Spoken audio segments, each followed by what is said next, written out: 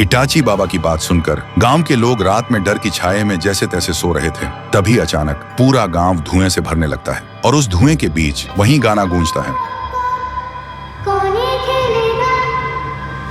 और धुएं के अंदर से बाहर आती है गुड़िया। बाहर निकलते ही गुड़िया जोर जोर से हंसने लगती है। उसकी हंसी की गूंज सुनते ही पूरा गांव जाग जाता है और सब लोग डर के मारे चीखते हुए इधर उधर भागने लगते हैं।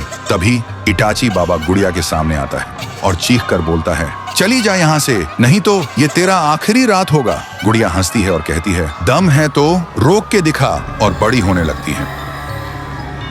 फिर आंखों से लाल लेजर निकल के गांव वालों पर सीधा हमला करने लगती है। इटाची बाबा भी गुड़िया को रोकने के लिए अपने मंत्र से हमले छोड़ता है, लेकिन उसके कोई भी हमले गुड़िया पर असर ही नहीं कर रहे थे। फिर इटाची बाबा अपना सबसे शक्तिशाली हमला करता है, लेकिन वह भी गुड़िया के सामने बेअसर पड़ता है। उधर गांव वाले डर के मारे घुटनों पर गिर जाते हैं और चीख कर पुकारते हैं, हमें बचाइए। तभी आसमान से एक तेज रोशनी गिरती है और उस रोशनी के साथ आते हैं पीहू और थुंग थुंग थुंग साहुर। गांव वाले घबराकर चीखते हैं, हमें बचाइए, वो गुड़िया पहले से ज्यादा शक्तिशाली होकर लौट आई है। तभी इटाची बाबा घायल होकर पीहू और साहुर के पास आता है और बोलता है, उस गुड़िया को आप दोनों की कोई भी शक्ति रोक नहीं पाएगी। दोनों पूछते हैं, पर तुम कौन हो?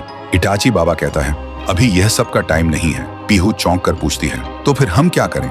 इटाची बाबा कहता है, उसे मिटाने के लिए हमें वहीं जाना होगा जहां से उसका जन्म हुआ था। साहुर गुस्से से बोलता है, बताओ कहां जाना है? इटाची दोनों की आंखों में देखकर बोलता है, आप लोग गुड़िया को उलझा के रखिए, मैं वहां जा रहा हूँ। फिर इटाची बाबा मंत्रों से एक पोर्टल खोलता है और पोर्टल के अंदर चले जाते हैं। फिर पीहू गुड़िया को रोकने के लिए आंखों से आग छोड़ती है, लेकिन गुड़िया को कुछ भी नहीं होता। साहुर भी गुस्से से गुड़िया को बीच से फाड़ देता है, लेकिन गुड़िया तुरंत खुद ब खुद जुड़ जाती है और हंसने लगती है। उधर इटाची बाबा आह्वान मंडल को मिटाने के लिए मंत्र करता है, लेकिन मंडल मिटने के बाद भी खुद ब खुद वापस बन जा रहा है। फिर इटाची को समझ आता है, ये काला जादू और बुरे खून से बना है, अब इसे मिटाने के लिए अच्छा खून चाहिए। फिर इटाची बाबा आह्वान मंडल के बीच खड़े होकर मंत्र करने लगते हैं। तभी उसका पूरा शरीर अचानक फट जाता है और उसका लहू पूरा मंडल ढक देता है और पल भर में ही आह्वान मंडल मिट जाता है। इधर गुड़िया चीखने लगती है और छोटी होने लगती है और देखते ही देखते धूल बनकर हमेशा के लिए मिट जाती है। पीहू और साहुर की आंखों में आंसू आ जाते हैं, क्योंकि उन्हें समझ आ गया था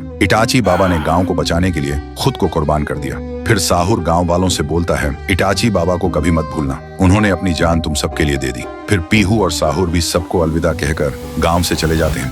कुछ साल बाद गांव वालों ने इटाची बाबा की याद में एक बड़ी सी मूर्ति गांव के बीचों बीच खड़ी कर दी, क्योंकि गुड़िया को मिटाने के बाद शांतिपुर फिर से पहले जैसा सुकून भरा गांव बन गया था।